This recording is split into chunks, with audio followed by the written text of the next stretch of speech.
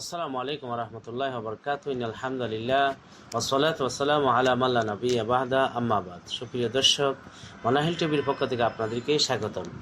আজকে আমি কয়েকটি তারাবির মাসাইল নিয়ে আলোচনা করব। সাধারণত রমজানে তারাবির নামাজ জামাতে পড়া সুন্নাতে কিফায়া, কেউ না পড়লে গুনাহগার হবে। গ্রামের যে কোনো একটা মসজিদে পড়লে সকলের পক্ষ থেকে সুন্নাহ আদায় হয়ে যাবে।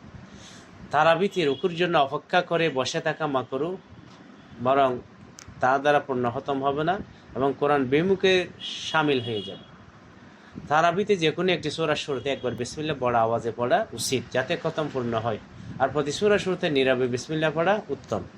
তারাবি বিতিরের নামাজের পূর্বে পড়া উত্তম, পরেও পড়া জায়েজ রয়েছে। তারাবি পুরুষ মহিলা সকলের জন্য সুন্নাহ। রোগী মুসাফিরদের জন্য কষ্ট না হলে তারাবি পড়া উত্তম। যদি কোনো হাফিজ এক মসজিদে 10 রাকাত পড়ালো, তারপর অপর মসজিদে গিয়ে 10 রাকাত পড়ালো, তখন সেটা জায়েজ হবে। হ্যাঁ, একই দিনে প্রত্যেক মসজিদে 20 রাকাত পড়া এটা বৈধ নয়। আর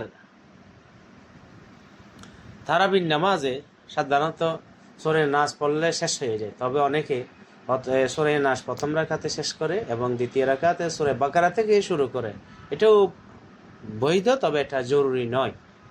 এবং নফল নামাজে উল্টোভাবে কেরাত পড়াও মাকরুহ হয় না। তারা বিশেষে দোয়া করা মুস্তাহাব, সালাফের আমল দ্বারা তা প্রমাণিত, তবে বিতিরের পরে জরুরি নয়।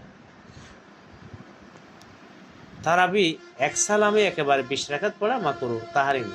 তারাবির নামাজ যানবাহনও পড়া বৈধ, যেহেতু এটা নফল বা সুন্নতের বিধানে রাখে। সকল সুন্নত বাড়িতে পড়া উত্তম, শুধু তারাবির নামাজ ব্যতীত। তারাবির নামাজে প্রয়োজনের দুরূদ সংক্ষেপ করা যাবে, শুধুমাত্র আল্লাহুম্মা সাল্লি আলা মুহাম্মদ এতটুকু পড়লেও হয়ে যাবে। পুরো দুরূদ ইব্রাহিম পড়তে হবে না। রমজান ছাড়া অন্য মাসে বিতির জামাতে পড়া মাকরুহ। তারাবিতে হানাফির বিশুদ্ধ মতে নাবালেগের ইমামতি বৈধ নয়। কোথাও যদি এসেও বিতিরের নামাজ হয়ে গেছে, পরে চাঁদ দেখার খবর এসেছে, তখনও তারাবি পড়তে পারবে। তারাবি প্রতি 2 রাকাতের জন্য নিয়ত করতে হয় না, বরং বিশুদ্ধ মতে 20 রাকাতের জন্য একটি নিয়ত করলে যথেষ্ট হয়ে যায়।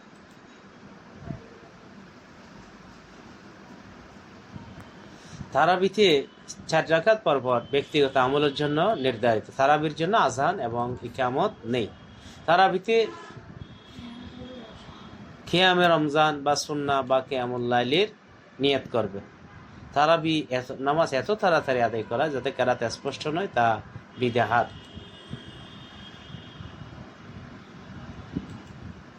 এক মুষ্টি দাড়ি রাখা ওয়াজিব, কম রাখা কবিরা গুনাহ ও ফাসিক। তাই যার দাড়ি নেই বা ছাটা, তার পিছে তারাবি এর নামাজ আদায় করা এটা মাকরুহ হবে।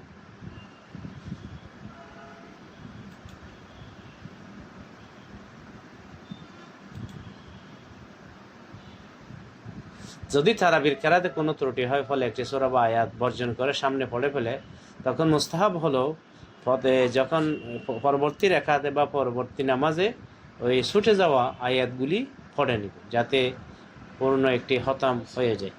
যে ব্যক্তি রোজা রাখে না, সেও তারাবি পড়তে পারবে, তার জন্য তারাবি পড়া সুন্নত। কেন? রোজা এটা স্বতন্ত্র ইবাদত ফরজ হিসেবে, তারাবি স্বতন্ত্র ইবাদত সুন্নাহ হিসেবে। বিতিরের নামাজ তারাবির আগেও পড়া যায়, পরেও পড়া যায়। তারাবির কেরাত যদি দূরে হওয়ার কারণে নাও শোনে, তখনও পূর্ণ কেরাতের সওয়াব পেয়ে যাবে। পূর্ণ কেরাতের সওয়াব পেয়ে যাবে, খতম কোরআনের সওয়াব পেয়ে যাবে। এবং তারাবির নামাজে একটি অক্ষর যদি কেউ শুনে বা পাঠ করে, তাহলে একটি অক্ষরে 20টি করে নেকি লেখা হবে।